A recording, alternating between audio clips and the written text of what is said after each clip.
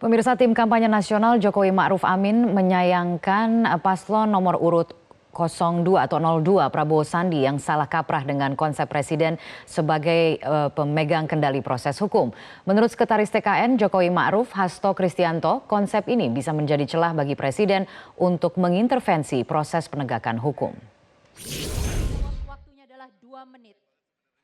Pernyataan calon Presiden Prabowo Subianto dalam debat perdana menuai kontroversi. Dalam isu penegakan hukum, Prabowo menegaskan akan memasukkan sendiri kadernya yang terjerat kasus korupsi.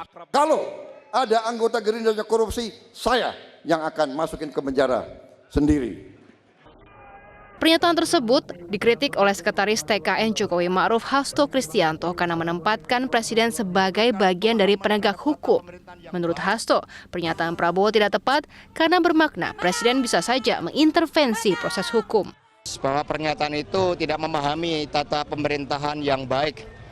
Presiden menentukan politik hukum demi tertib masyarakat, demi kemampuan memajukan kesejahteraan umum, mencerdaskan kehidupan bangsa, melindungi segenap bangsa dan tumpah darah Indonesia, bukan untuk intervensi. Dan Pak Prabowo cenderung untuk melakukan intervensi. Bagaimana beliau akan memasukkan sendiri anak buahnya yang koruptor ke penjara. Hal berbeda ditunjukkan calon Presiden petahana Joko Widodo. Dalam menafsirkan peran eksekutif dalam proses hukum, Jokowi menyatakan akan membentuk pusat legislasi nasional. Badan ini bertujuan untuk mensinergikan berbagai produk legislasi yang akan disusun pemerintah sebelum diproses ke DPR. Kami akan menggabungkan fungsi-fungsi legislasi, baik yang ada di BPAN, di Dirjen, peraturan perundang-undangan, dan fungsi-fungsi legislasi yang ada di semua kementerian.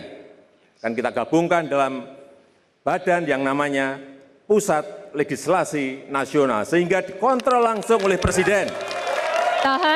Dikontrol langsung oleh Presiden, satu pintu, sehingga tidak terjadi tumpang tindih.